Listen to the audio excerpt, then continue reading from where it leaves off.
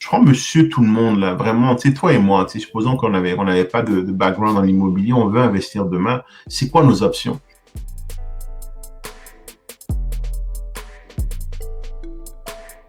C'est soit écouter nos potes qui ont jamais investi, qui sont les pires des conseils à suivre, soit c'est écouter certaines personnes qui vous disent non, non, non, faites pas ça, c'est dangereux, ne vous lancez pas.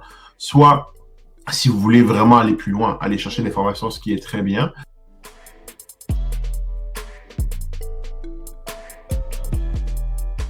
Mais supposons que vous n'avez pas pour ambition de vous monter un gros parc. Là. Vous voulez juste, je suis au début, je vais m'acheter juste un petit lopin de terre ou une petite propriété pour pouvoir. Je suis ce qu'on appelle un petit investisseur.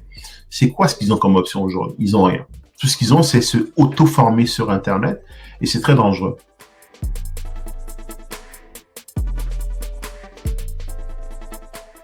Donc là, l'idée pour nous, c'est de dire comment est-ce qu'on peut vraiment permettre au plus grand nombre de monde possible d'avoir accès à de l'information de qualité pour pouvoir investir sans pour autant se mettre en danger.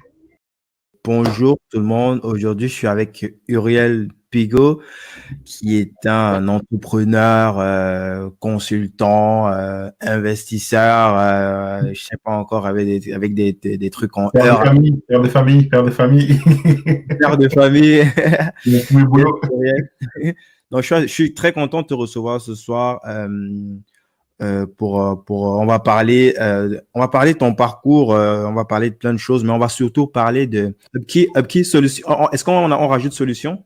Ouais, ou Upkey Solution, les deux se disent, ouais. Upkey Solution qui est une application, une entreprise, une application qui opère dans l'écosystème de l'immobilier en général. Tu vas nous parler de ça dans les détails. C'est quelque chose d'assez particulier qui vient comme ça un petit peu disrupter un marché qui était déjà assez où il n'y a pas trop il y a pas trop d'évolution quand tu regardes. Il y a de cela 15 ans, 20 ans, il n'y a pas beaucoup d'évolution. Il y a beaucoup de choses qui se font encore à la mano. Tu vas nous expliquer tout ça, mais avant, je te propose de te présenter, Uriel. Moi, je m'appelle Uriel. Je suis originaire du Bénin, un petit pays en Afrique de l'Ouest. J'ai grandi quand j'étais tout petit en Belgique jusqu'à l'âge de 8 ans. Mes parents étudiaient là-bas. Ils étaient à Bruxelles. Puis on est rentré au Bénin. J'ai grandi jusqu'à 18 ans au Bénin, où est-ce que j'ai eu mon bac. Pour ceux qui se souviennent de ce que c'est que le bac à l'époque, je pense que c'est plus d'actualité aujourd'hui. J'ai eu mon bac à Cotonou, puis après j'ai bougé en France pour faire mes études, un diplôme d'ingénieur en technologie de l'information. Ce qui s'est passé, c'est que j'étais entre la France, entre les États-Unis, la Chine. J'ai pas mal bougé parce que justement, je voulais acquérir un maximum de culture, travailler ma langue aussi. Puis une fois que j'ai fini mes études, j'ai commencé à travailler en région parisienne. De 2008 jusqu'à 2012, puis à un moment je voulais reprendre à voyager, je voulais découvrir d'autres pays, et c'est comme ça que j'ai jeté mon dévolu sur le Canada. Au début j'avais le choix entre je voulais aller en Amérique du Nord, donc j'étais plus attiré vers les États-Unis, mais on va dire que le taux de mortalité des gens de race noire aux États-Unis est quand même assez élevé. Du coup, j'ai choisi d'aller au-dessus de la frontière, et c'est comme ça que... Comme raison, le taux de mortalité des gens. Et du coup, j'ai bougé après au Canada. Puis écoute, je suis là au Canada depuis 2012. Je suis venu ici avec ma femme. Puis entre-temps, on a construit une famille. On s'est construit un certain nombre d'entreprises, beaucoup dans l'investissement immobilier. Mon activité principale aujourd'hui, c'est la consultation en technologie de l'information. Donc, je suis consultant TI. C'est assez intéressant d'un point de vue gestion de cash flow, puis aussi en termes de possibilités, de levier pour investir. Puis là, je suis tranquillement en train de transitionner vers une autre activité qui est justement Upkey, qui est, en fait, si tu veux, une startup qu'on a partie avec mon partenaire Christophe Armaeus, où est-ce qu'on on veut offrir des solutions aux petits investisseurs dans le domaine de l'immobilier pour leur permettre d'être plus en contrôle de leur investissement immobilier. On a parti cette startup-là. On a une autre division où est-ce que lui et moi, on est en train d'aller chercher actuellement on est actuellement en train d'investir massivement aussi dans certaines villes autres que Montréal. On pourra en parler tantôt, des villes comme Sherbrooke. Puis, c'est pas mal ça qui me tient occupé. Puis là, tranquillement, on est en train de transitionner. Christophe aussi était consultant. Puis là, tranquillement, on transitionne à 100% vers Upkey, qui est pas mal un peu ce qui va, je te dirais, nous occuper énormément dans les années qui viennent. Donc, c'est un peu ça, mon parcours. Puis, Uriel, je suis père de 3 enfants, vient à Montréal. Puis, on essaie d'enjoy la life au maximum. Yes, yes. Trop ouf. Donc, on va revenir sur cette application-là et aussi sur tes investissements perso.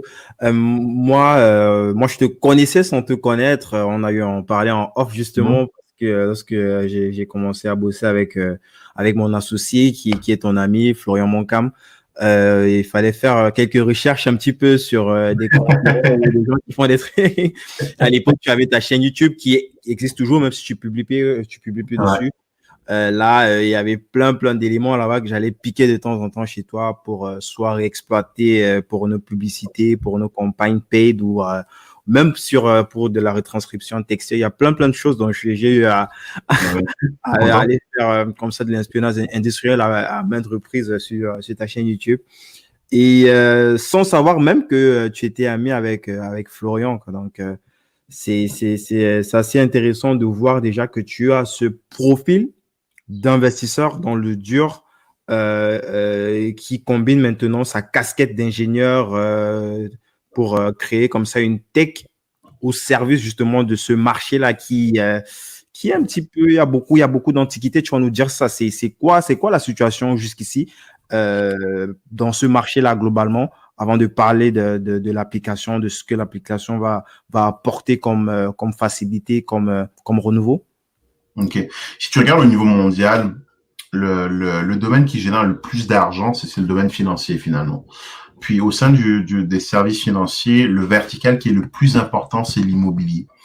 La réalité aujourd'hui, c'est que c'est un domaine qui a été très très faiblement digitalisé sur les dernières années parce que les gens ont leurs habitudes de faire. Moi, je parlais avec un investisseur qui est actuellement à New York, il était à Paris avant. Là, quand il va investir, il va sur Internet, il a ses habitudes, il y a 3-4 pages où est-ce qu'il va fouiller l'information. Je parlais avec un bon ami à moi, Herman, qui est actuellement en région parisienne. Puis ce qui est cool en France, c'est qu'il y a ce qu'on appelle l'open data, donc tout est ouvert, tout le monde y a accès. Il va fouiller sur plein de sites différents. Puis on s'est dit, mais ça fait quand même pas de sens qu'en 2020, aujourd'hui, ou c'était en 2019, qu'on continue encore d'investir de façon archaïque dans l'immobilier. Puis, il y a les gros joueurs, tu sais, il y a les grosses institutions, les fonds les REITs, les fonds de pension, tu sais, au Québec, tu as le fonds de pension des Québécois, je sais que j'oublie le nom, mais bref, c'est des grosses institutions qui investissent énormément, que ce soit les assurances, les fonds de pension. Et tu as des joueurs en dessous qui sont finalement aussi un peu plus petits, donc c'est des REITs aussi, mais l'état intermédiaire. Ces gens, ils savent exactement ce qu'ils font, ils savent exactement ce qu'ils achètent.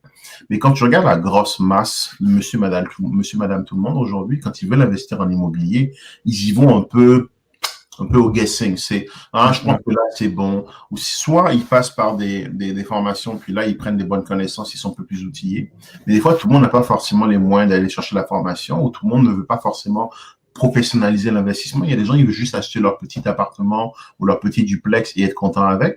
Et ces gens-là, aujourd'hui, ils ont aucun outil pour vraiment pouvoir faire des recherches et être confiant que ce qu'ils achètent fait du sens ou est rentable. Ce qu'ils doivent faire, c'est faire confiance de façon aveugle à leur courtier immobilier qui, quand tu regardes un peu dans les faits au Québec ou au Canada, le courtier immobilier de l'acheteur est payé par le vendeur. Donc déjà là, il y a un gros conflit d'intérêts qui dit pas son nom. Je dis pas que les courtiers sont malhonnêtes, bien au contraire. Je trouve que c'est des bons conseillers dans une transaction. Ils ont un biais, en fait, de par le fait qu'ils sont c'est ça. Ils auront tendance, même inconsciemment, Si tu veux être en contrôle de ton investissement, tu pourras prendre tes propres décisions. Ça te prend toujours un conseiller pour t'amener jusqu'à la ligne d'arrivée, mais tu veux être en mesure de pouvoir faire tes propres analyses. Et Christophe et moi, tu vois, l'année dernière, on était en train de négocier un parc immobilier. Puis, à la dernière minute, le vendeur nous dit comme ça, by the way, les boys, vous allez assumer mon hypothèque. En gros, le vendeur voulait qu'on reprenne son mortgage. Ben ça a un gros impact sur nos calculs de rentabilité. Et puis là, on s'est mis à sortir nos ordinateurs, à faire des calculs. On s'est dit, fuck, ça fait pas de sens qu'en 2019, on soit encore à ce niveau-là. Aujourd'hui, on a une application pour trouver une femme, on a une application pour trouver un restaurant, on a une application pour trouver un taxi. C'est pas normal qu'on n'ait pas une application pour trouver un bien immobilier, pour analyser correctement un bien immobilier. Et c'est comme ça que c'est parti. C'est un peu parti de là. Avec Christophe, on s'est dit, on va créer un produit pour nous-mêmes. C'est vraiment parti de là. Puis faut voir que nous, on a une passion qui est l'immobilier, mais on a aussi une formation qui est la technologie. Et on s'est dit, c'est génial, ce projet nous permettrait vraiment de mettre les deux ensemble. Et c'est comme ça qu'on a parti le Upkey, qui en mot court veut dire upgrade your key. Donc en gros, ça veut dire augmente ou upgrade ou améliore. Puis clé, ça veut dire qui c'est clé. Donc en gros, augmente ton nombre de clés, augmente ton nombre de portes, augmente ton nombre de bâtiments ou augmente ton nombre d'outils. C'est un peu comme ça qu'on l'a créé. On veut être une boîte à outils qui permet aux investisseurs justement d'avoir les outils dont ils ont besoin pour entrer dans les deals en étant confiants qu'ils entrent dans les deals. C'est comme ça qu'on a parti la compagnie. Puis on a sorti notre premier produit qui a été nommé d'après la compagnie, qui s'appelle aussi Upkey, qui aujourd'hui est une plateforme d'analyse qui permet de créer un bien, de voir sa rentabilité, de voir comment tu peux le financer, de voir le comparer à d'autres biens qui ont été vendus dans le secteur, voir un peu c'est quoi les loyers dans le secteur, puis voir ton bien où est-ce que tu peux l'amener d'ici 2 ou 3 ans. C'est ça un peu l'outil qu'on a mis actuellement en place avec Upkey. Yes. Peut-être pour aller dans le cœur même du réacteur, comment est-ce que cet outil, au-delà de ce que vous avez, les lignes de code que vous avez mis à l'intérieur, comment cet outil est capable justement de donner toutes ces informations? Est-ce que ce tool a comme ça des accès à des data, à des informations que peut-être la personne lambda n'a pas forcément sous sa main, ou alors c'est la capacité de cet outil à mettre toutes ces informations qui sont déjà disponibles, mais de façon logique au point de faire ressortir une information pertinente? C'est exactement ça. C'est de la data qui est disponible partout au Canada, Statistique Canada, tu as plein de data qui est disponible un peu partout, mais c'est juste qu'elle n'est pas colligée et elle n'est pas présentée à l'utilisateur de façon intéressante. Tu sais, dans la data, tu as ce qu'on appelle les 4 V. Tu as la véracité de la data, tu as la vélocité de la data, tu as la variabilité de la data et le volume de la data. La data, elle existe, mais si tu n'es pas en mesure de la prendre et de la présenter de façon correcte à l'utilisateur, elle ne lui sert strictement à rien. Donc, nous, ce qu'on fait, c'est qu'on prend cette data-là, on la présente de façon intelligente, on a des algorithmes assez puissants qu'on a construits, puis là, on est en train de rajouter toute une couche d'intelligence artificielle. C'est pas plus tard que ce matin, on discutait avec quelqu'un qui est connecté avec les plus hautes instances de l'intelligence artificielle à Montréal. Montréal, au passage, qui est l'une des plus grosses plateformes d'intelligence artificielle au monde. Puis on est connecté avec ces gens-là, puis on est en train de mettre en place des choses vraiment puissantes. Donc, je donne un peu un exemple, puis c'est un peu un scoop. On va être en mesure de te dire, en fonction de ce qui s'est passé dans le passé, voici la ville ou le quartier ou la rue dans laquelle c'est le plus intéressant d'investir parce que c'est là où tu vas l'acheter le moins cher et tu vas le revendre le plus cher. C'est la puissance de la data et de l'intelligence artificielle. Tout ça vient soutenir maintenant l'application qui est livrée à l'utilisateur dans un format qui est vraiment user-friendly. Puis ça, c'est une de nos grosses forces. On a vraiment une interface qui est user-friendly.